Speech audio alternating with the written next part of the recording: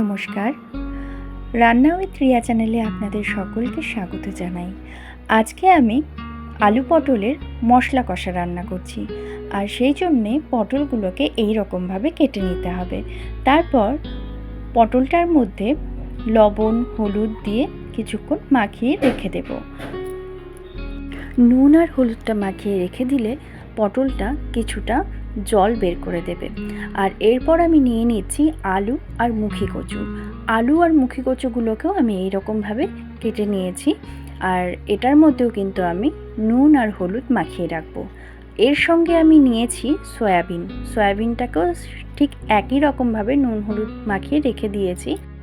এরপর আমি নিয়ে নিচ্ছি আদার কুচি কিছুটা, আর এখানে নেব টমেটো, আদা, জিরের গুঁড়ো আর ধনে গুঁড়ো, এইগুলো আমি এই মিক্সিং জারটার মধ্যেই দিয়ে দেব।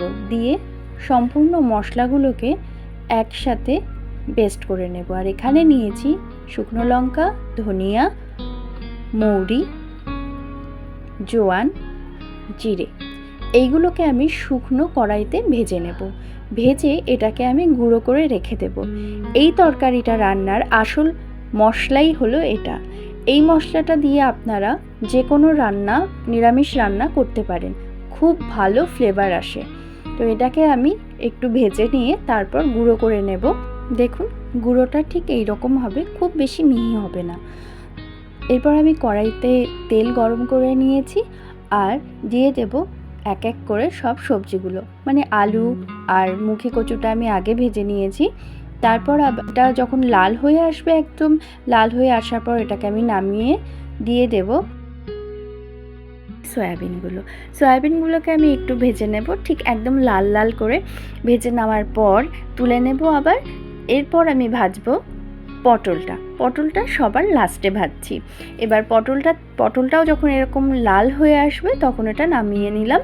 এরপর কড়াতে আবার তেল দিয়ে ফোড়ন দেব তেজপাতা, দিয়ে দেব গোটা গরম মশলা, আর দিতে হবে একটুখানি গোটা জিরেটা দেওয়ার পর ফোড়নটা লাল হয়ে গেলে দিয়ে দেব আমি পেস্ট করে রাখা মশলাটা, মানে আদা, টমেটো আর জিরে গুঁড়ো, ধনে গুঁড়ো। এরপর এখানে দিচ্ছি আমি একটুখানি নুন হলুদ পরিমাণ মতো দিয়ে দিতে হবে।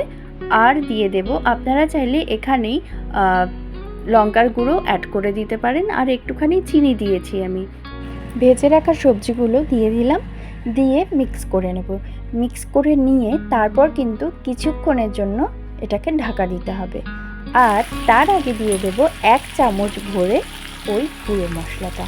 এটা দিলে না স্বাদটা একেবারেই অন্যরকম হয়, খুব ভালো লাগে খেতে। একদিন অবশ্যই বানিয়ে দেখবেন, ভীষণ ভালো লাগবে। তারপর এটাকে আর একটু ভালো মতো মিক্স করে আমি কিছুক্ষণের জন্য ঢাকা দিয়ে রেখেছিলাম। আর ঢাকা দিয়ে রাখার পর যখন তেলটা বেরিয়ে আসবে তখন আমি গরম জল দিয়ে দিয়েছি। গরম জল দিলে রান্নায় স্বাদটা বেশি হয় আর তাড়াতাড়িও হয়ে যায়।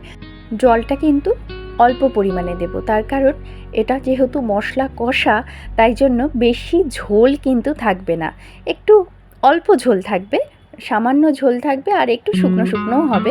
খেতে অপূর্ব লাগে, ভাতের সাথে, রুটির সাথে, পরোটার সাথে, যে কোনো কিছুর সাথে ভীষণ ভালো লাগে খেতে। তো আপনারা একদিন বানিয়ে দেখবেন। আর যদি আমার এই ভিডিওটা ভালো লেগে থাকে তাহলে অবশ্যই লাইক, ফলো ও সাবস্ক্রাইব করে দেবেন। Thank you.